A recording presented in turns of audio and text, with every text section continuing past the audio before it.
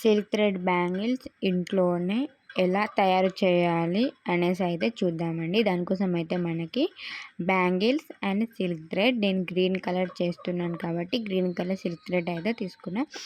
ఎన్ని వరుసలు దారం అనేది తీసుకోవాలని చాలామందికి అయితే డౌట్ ఉంటుందండి. 30 to 40 లైన్స్ అయితే తీసుకోండి. అయిన తర్వాత బ్యాంగిల్కి గమ్ అయితే అప్లై చేసి సిల్క్ థ్రెడ్ని అయితే బ్యాంగిల్కి మంచిగా స్టిక్ అయ్యేలాగా అయితే స్టిక్ చేసుకోవాలి. థ్రెడ్ అనేది బ్యాంగిల్కి మంచిగా స్టిక్ అయ్యేలాగా అయితే స్టిక్ చేసుకోవాలి.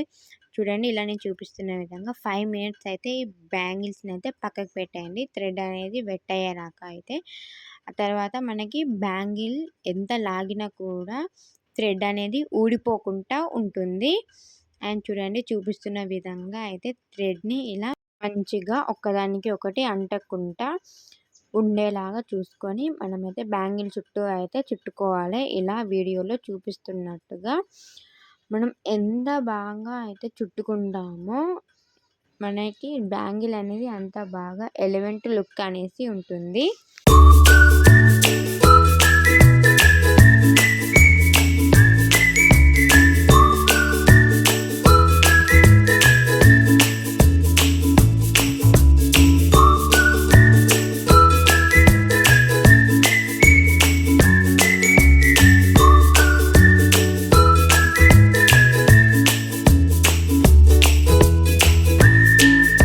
చూడండి, థ్రెడ్ అయితే కంప్లీట్ అయిపోయింది చుట్టడం. ఆ తర్వాత కుందన్స్ని ఎలా అప్లై చేయాలో అనేసి కూడా చూద్దామండి.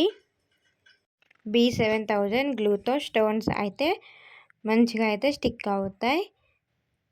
వీడియోలో చూపిస్తున్న విధంగా స్టోన్స్ అయితే అప్లై చేయండి.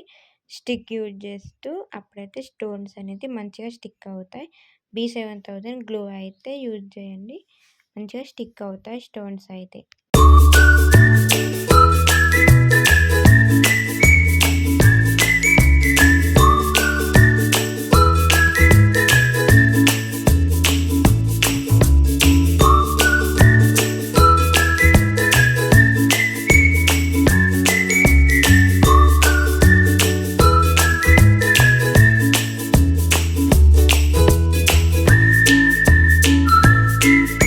బ్యాంగిల్ తయారు చేయడం అయితే కంప్లీట్ అయిపోయిందండి. ఇలా స్టోన్స్ అప్లై చేసిన తర్వాత చూడండి లుక్ అనేది ఎంత బాగుందో.